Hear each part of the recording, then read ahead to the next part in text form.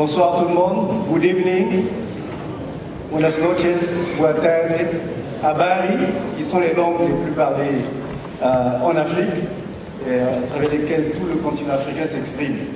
Au nom de la directrice générale de l'UNESCO, Mme André Azoulay, nous avons tous le plaisir, tous les collègues de l'UNESCO, de vous accueillir ici, mesdames et messieurs les ambassadeurs, les invités, tous les amis de l'Afrique ici, pour cette dernière soirée qui clôture la 16e édition de la Semaine africaine.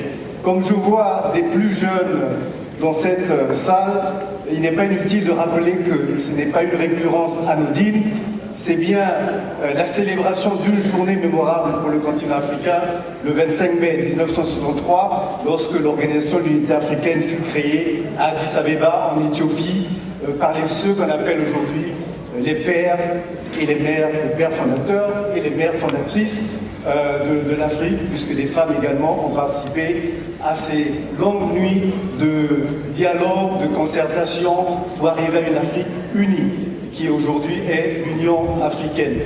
Je crois qu'il y a aussi un autre symbole qui a caractérisé cette semaine, c'est l'événement conjoint organisé par le groupe Afrique et le groupe Amérique latine et Caraïbes, bien sûr. Un juste retour des choses, l'Afrique et l'Amérique latine et Caraïbes partagent une histoire en commun, partagent une culture en commun, partagent aussi aujourd'hui, un destin en commun.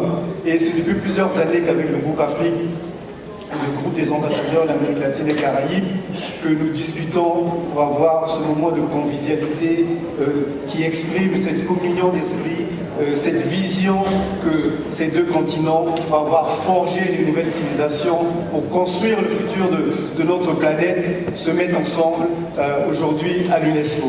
Je voulais rappeler ce moment historique, je dirais, pour aussi faire un vœu de tous ici, c'est que plus qu'un événement musical, peut-être que l'année prochaine nous aurons plus qu'un simple regroupement d'artistes de ces deux régions. Je voudrais enfin souligner un dernier moment qui était important de cette célébration, ce sont les journées d'innovation. Nous avons eu plusieurs jeunes innovateurs ici. Je me rappelle d'un jeune soudanais qui a construit, c'est peut-être inimaginable, sur son ordinateur un petit appareil qui détecte les maladies les plus courantes dans la maison.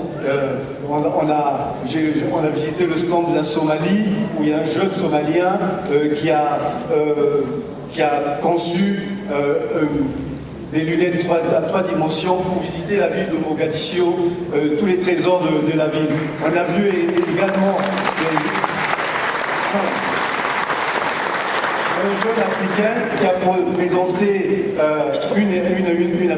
une application géniale, mais elle n'est pas une application électronique. C'est une application qui vous permet de ne pas vous noyer dans l'eau. Mais c'est un short qui vous permet de ne pas vous noyer dans l'eau. Connaissant l'étendue des océans et des rivières, des fleuves en Afrique, et pas beaucoup d'Africains savent nager malgré tout, c'est une invention géniale. Je vous laisse deviner, peut-être qu'il est encore là, il vous présentera cette invention. En tout cas, ça résout bien de problèmes. Et ainsi de suite. On a eu un débat, et là je vais terminer, on a eu un débat aussi avec des jeunes innovateurs. Ceci pour dire qu'à travers cette jeunesse, les moins jeunes également, évidemment, et comme l'ont dit déjà les ambassadeurs qui m'ont précédé, l'Afrique, c'est aujourd'hui, ce n'est pas demain, et nous, à l'UNESCO, on y croit. Merci et bonne soirée.